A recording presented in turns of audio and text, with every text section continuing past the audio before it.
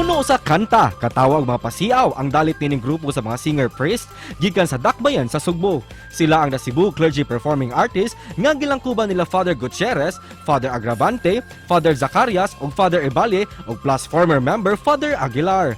Gigamit nila ang ilang talento sa pagkanta aron makapahigayon og mga for-a-cause concert nga makatabang sa katilingban. Ning buwan na lang, mibalik sila og pasundayag human sa duha ka tuig nga pagkanselar silang mga concert nunot sa maong pandemya. Aron mapasalamatan ang ilang mga taga-suporta, sila may pahigayon og concert kaniadtong Mayo 20 ngadto sa Alegria, Cebu.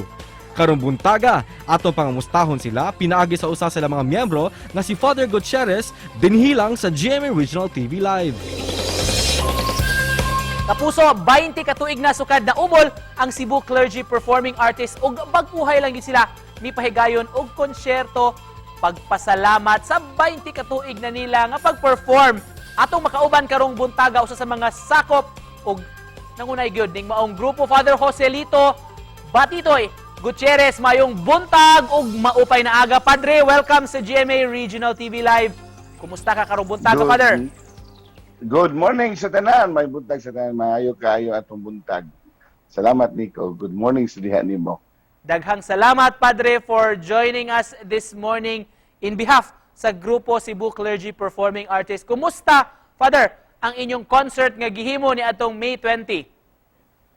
Kaluoy si Dios, malampuson kaayo, nagproblema mi kay naghinubra ang mga taong nanambong sa among gi-expect nga malambong, no? Kay with a very short preparation namo, almost a month lang, daghan kayo ang mi-responde nga nananaw gyud og miadto gyud sa mo ang konserto. Matsalam at 20, Padre, ang inyong title ato. Kay nga naman, buot mo magpasalamat.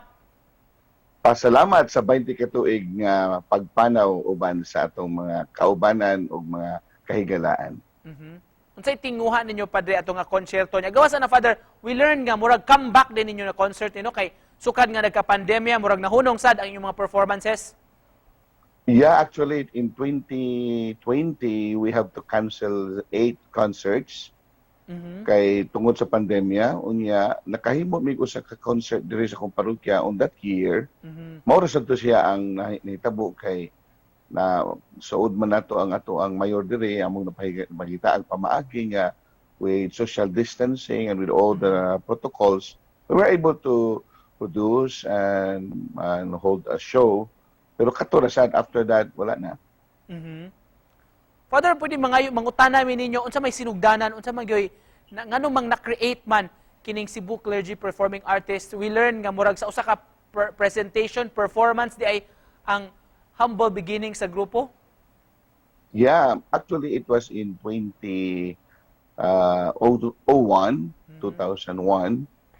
Matag Disyembre man god ang Cebu Clergy maghimo og Christmas party. Unya murag i-contest ba ang presentations matag district. Actually we have 7 districts in the whole Archdiocese of Cebu. Mato 15 mi kabuok nag-decide mi nga kami mo spearhead sa among presentation. Unya in one of our rehearsals si Father Rudy Ibali MSc assigned siya sa Babag at Tayma sa Lapu-Lapu. He has been performing concerts on his own, no? Solo artist na to siya. Atong Tayma ni propose siya nga maghatag tag presentation manayo tag Angelina. Katubit ang kanta nga Angelina. So dali si kami nakasinabot, nakaya po na mo ang mga moves. So na-present mi sa program, perting lingawas mga pari kay kapwa pari o mabuto ang nanambong. Perting lingawan nga hasta si Cardinal Vidal na lingaw sa mga performance. And since then, we were also invited to perform in other occasions. Kung tungod nini, no, napurma na gyud among grupo and duly recognized by His Eminence Cardinal Vidal. Nag-put up siya og kanang usa ka foundation para sa computerization sa programs sa diocese.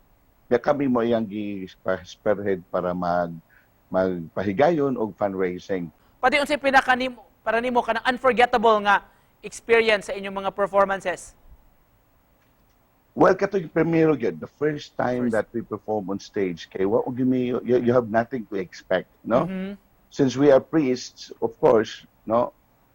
Para nila murag bag-o ni mga pari manganta mo kiay mo sayaw, Mhm. no? Tiaw mo nang mo kiay kaya gamay lang mo kiay manghugyaw mang mga tao. Padre, after ano inyong Thanksgiving concert, what's next sa grupo? Unsa atong ma-expect gikan sa CCPA? Baka karon wala gyud mi plano kay in all honesty niko, wa gyud mi plano.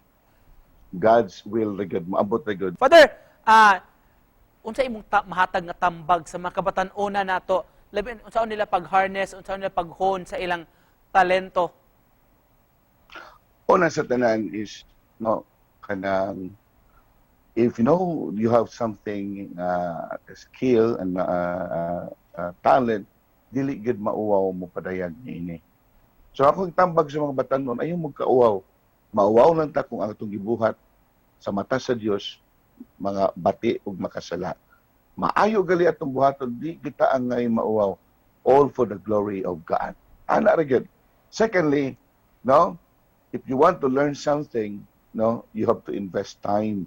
You have to invest also kaning passion. You have to build a passion in doing something. Padre, just to close this, mensahe lang sab nimo sa tanan nga mga nagtan-aw nato karong buntaga mga kapuso, gikan nimo o gikan sa CCPA. Salamat sa kahigayonan diha ngayong gihatag kanamo.